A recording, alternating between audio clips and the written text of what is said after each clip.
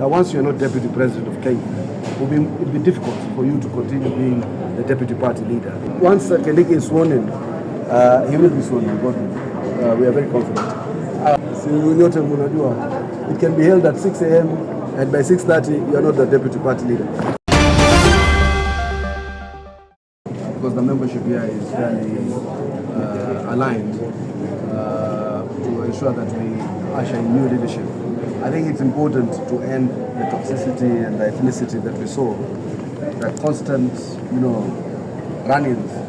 A man who sits in cabinet then goes and says something totally different, constantly putting the government and the party on the back foot. It's important for us to bring this matter to closure so that we can now move on other agenda that the Kenyan people voted us for.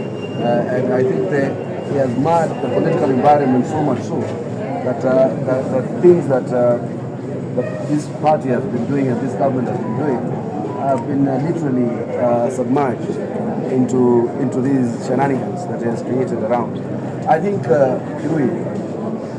most important in life that no court can ever give you is relationship. No court can ever give you relationship. No court can ever give you respect.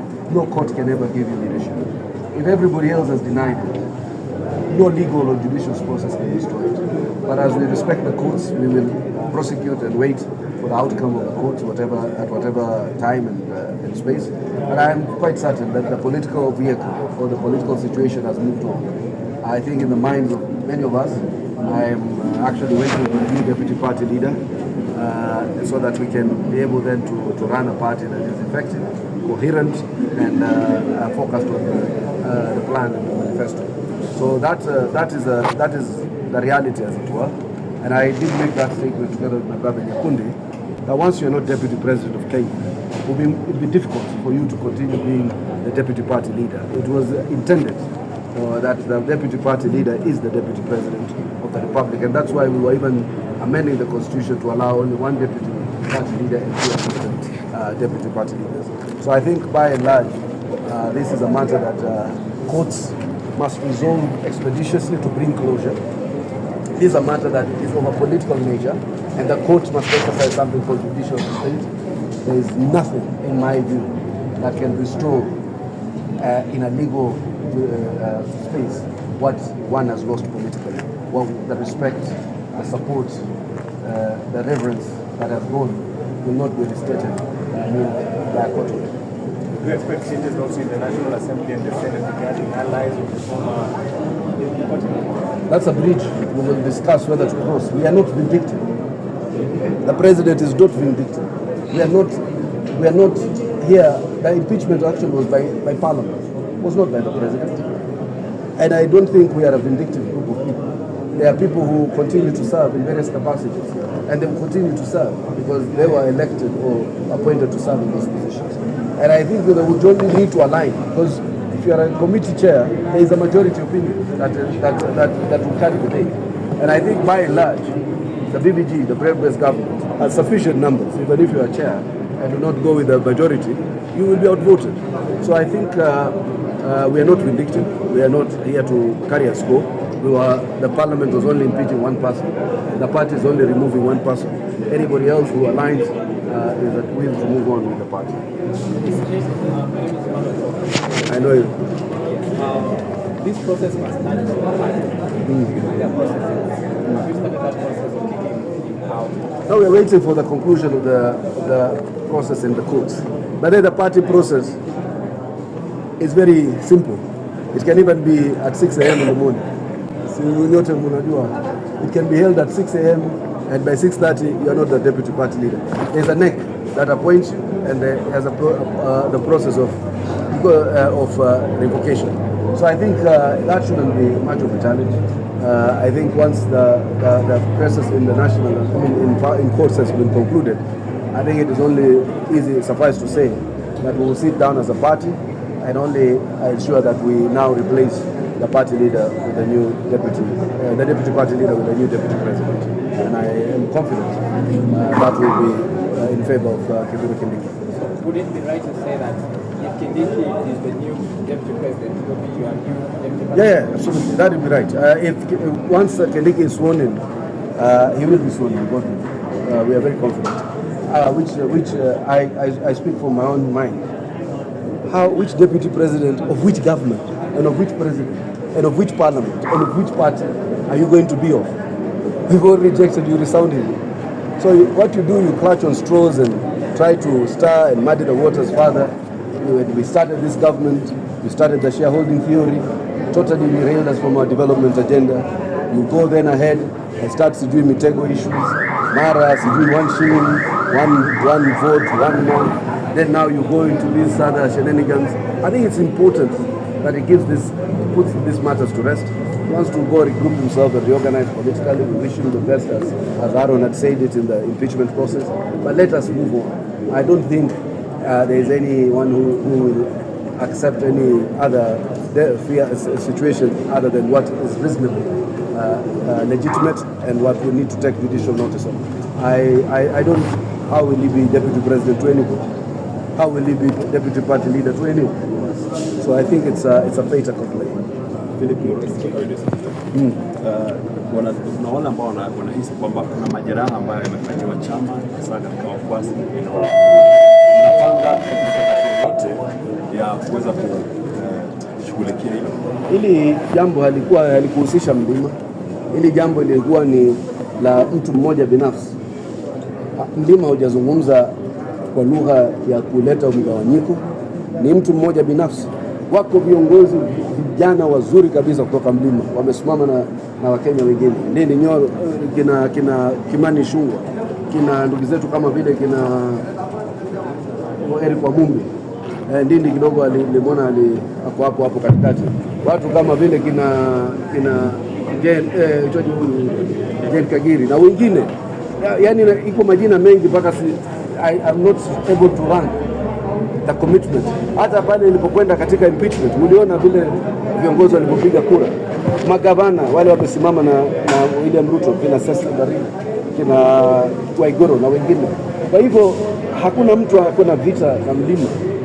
Mimi wengine, hakuna mtu hapo hakuna vita na Mlima. Kama mtu ameambiwa kuna vita na Mlima, ama mtu wa Mlima amefikiria kuna vita na wao ama sisi tunapigana, basi amejishawishi ama amejihadaa kwa namna zake. We are only dealing with a problem ambayo ilikuwa imedhiri. Nyote mnaishi ndani ya hii Kenya, mmeona vile ilivyokuwa akiendesha siasa, mliona vile alivyokuwa kikejeli uongozi, umeona. Wewe naambia wenzako hadi mpaka Disemba hii msipojisalimisha unatoka. Ukimaliza hili analeta lile, ukimaliza lile anazua lile. It's important for the country and the leadership and the government and the party to have stability and end the toxicity so that we can proceed with the issues around delivering for this country. Kwa hivyo hakuna mtu, naweza kuhakikisha hakuna mtu mwenye vita na Mlima, hakuna mtu ambaye hapo na ghadhabu na Mlima. Sisi tulikuwa tunaendeleza mtazamo wa kumwondoa mamlakani kiongozi mmoja ambaye ameleta uhasama mkubwa katika serikali na katika chama. Hakuna zaidi hapo. How concerned is the president given the vacancy in the party ranks, and does the president fear losing the vote? I wouldn't say that I speak for the president of this matter. The president is stable. I think he has studiously continued his responsibilities as president, even as Parliament proceeded with the impeachment exercise. And we are not in any way worried of any constitutional lacuna. The Deputy President of Kenya is designated as Kindiki. There is no constitutional crisis, there is no crisis in government. People continue to serve in their various capacities, and every role and function in services of government continues to operate in a situation of normalcy. So I don't think there's any. In terms of the Mount Kenya vote, we are continuing to evoke a perception that there's a shift. I can tell you, if we go to elections today, and the president is able to position his agenda and what he has done for the country and the various political formations and regions, I think the record will speak for itself, particularly at that time when we get to 2027 elections. Yeah, mwisho further. You said that Lima identification. Which message would you give to the people?